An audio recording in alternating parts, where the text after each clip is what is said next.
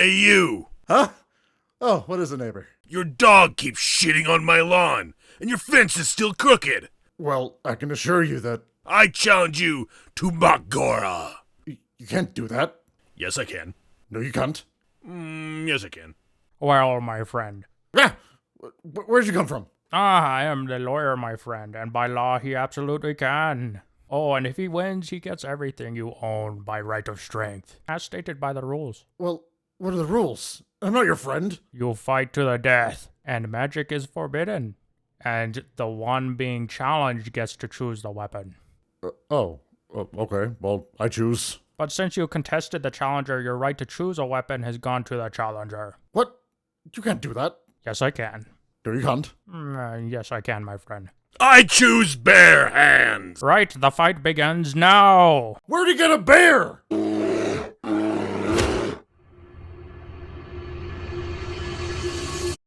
What the? Where am I? Who are you? These aren't my pants. Were you just about to sacrifice me or something? Yeah, man. I did not know you're still alive, man. I was gonna sacrifice you to Bomb Swandy. To be honest, man, this be a first for me too.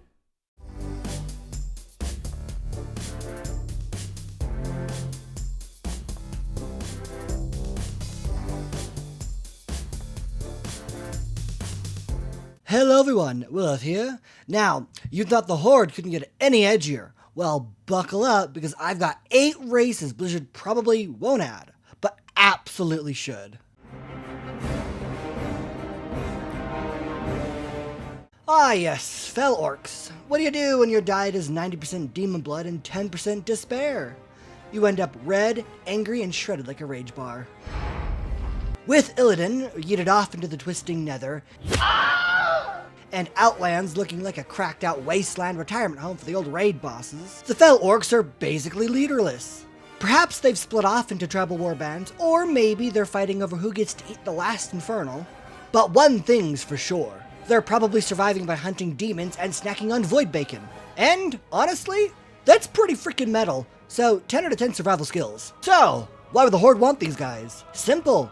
They're walking war crimes with biceps bigger than Garrosh's ego.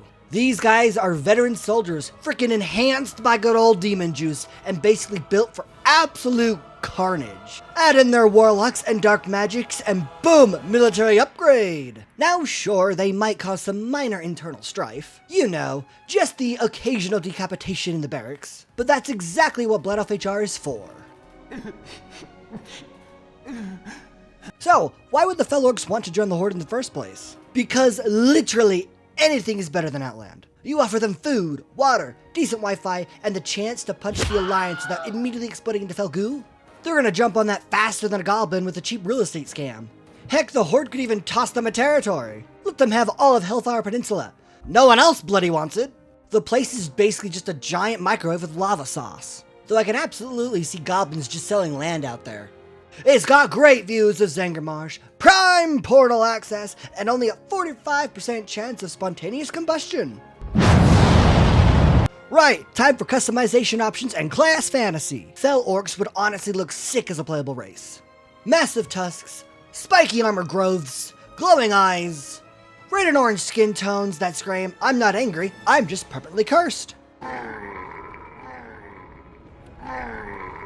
Toss in some freaking wild racials, maybe a burst of attack power when near demons, or taking reduced damage from Fel spells, and you've got a whole new flavor of orcish rage. And if, by some miracle, they could become demon hunters, chef's kiss. Fel-fueled ballads of violence incoming. Okay, the Taunka. You remember them. The angrier, frostbitten cousins of the Tauren who live in Northrend and look like they bench press snowstorms for fun. These guys are like Tauren, but with more beard, more attitude, and a full-blown PhD in surviving blizzards and punching undead in the face. The Taunka made their debut in Wrath of the Lich King, chilling, literally, in Northrend, trying not to die from either the Scourge or the weather. They joined up with the Horde during that expansion. Kind of.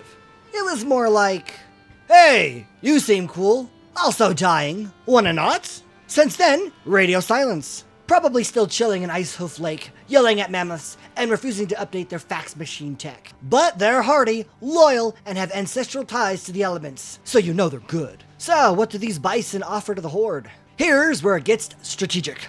Land. The Taunka have real territory in Northrend. If they officially join the Horde, that gives the faction a real foothold up north. Resources, outposts, trade, and most importantly of all, an excuse to revisit Northrend without it being a time-walking event. Plus, these guys are built for cold weather combat. Winter warfare? That's their Tuesday morning workout. You need a snowstorm ambush? Send the Taunka. Class-wise, they would just crush it as shamans, obviously. Druid? Oh man, you know a snow moose form would just break the furry community. Warriors, of course. They invented the stomp first, can ask questions later technique. Now, why in Azeroth would they even join the Horde? Easy. The Taunka already have ties to the Horde from Wrath of the Lich King.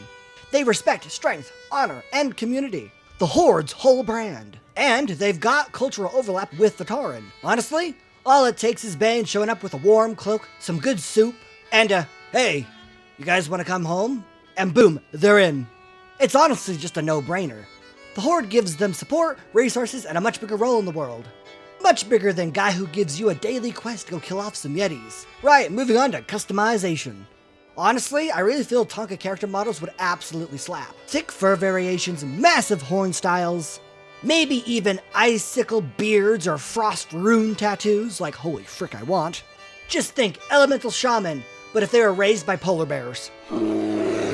Give them racials like reduced frost damage, bonus fishing skills in freezing water, just for pure meme value. Honestly, they're a perfect fit. They've already basically joined. All we need now is Blizzard to remember they exist. Ah yes, the Yaungol. Because clearly, the Horde doesn't have enough massive horned tank beasts with anger issues. If you took Tauren, turned up the aggression slider, sprinkled in some fire magic, and told them to go live in the most cursed mountains in Pandaria, you get the Yaungol. They're basically what happens when a Tauren stops drinking Peace Bloom tea and start rage-lifting volcanoes. Lore-wise, the Yaungol are the ancient ancestors of the Tauren, having split off ages ago and headed to Pandaria. Along the way, they got real cozy with that fire magic and a whole lot less cozy with the idea of talking things out.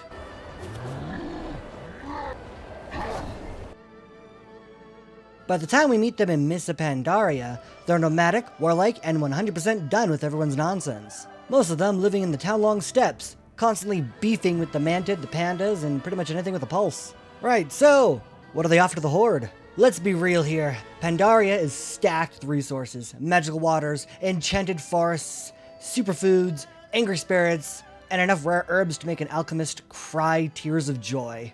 If the Horde could get an actual foothold there, through the Yaungol, it'd be a massive win. Ahem. Well, yes, they do have a stronghold in Pandaria. This would be an actual claim of territory through the race. It's not just about land, though.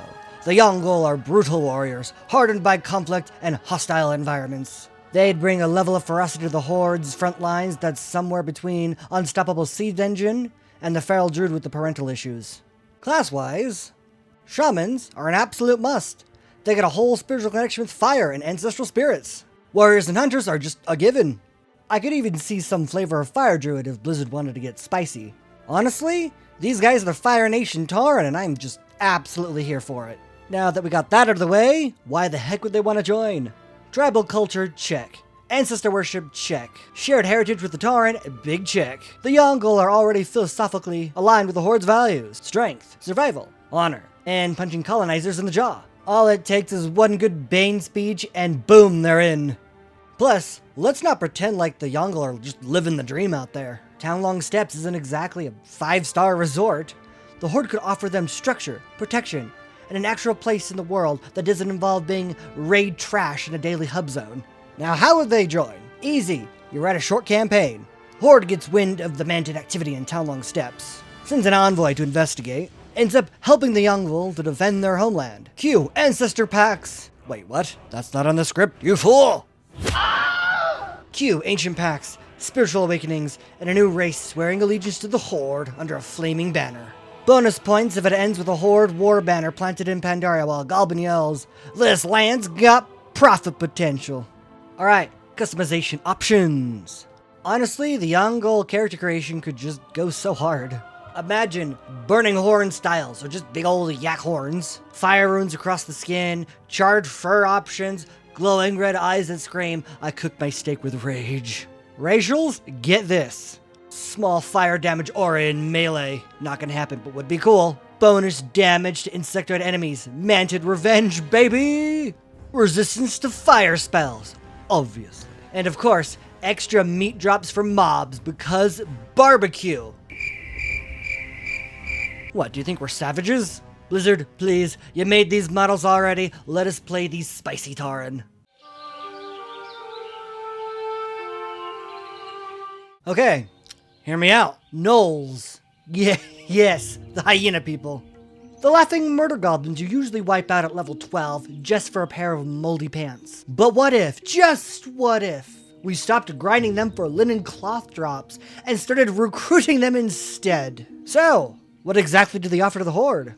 Now this is where it gets juicy. Gnolls offer something that no other race can on this list. Proximity. The Gnolls live inside the Eastern Kingdoms, the Alliance heartland if you will. If the Horde could unite and uplift the Gnolls, that's just a tactical dream. Just imagine a Horde-aligned race embedded in enemy territory, carving out a homeland right under Stormwind's nose. That's just not a foothold, that's a checkmate.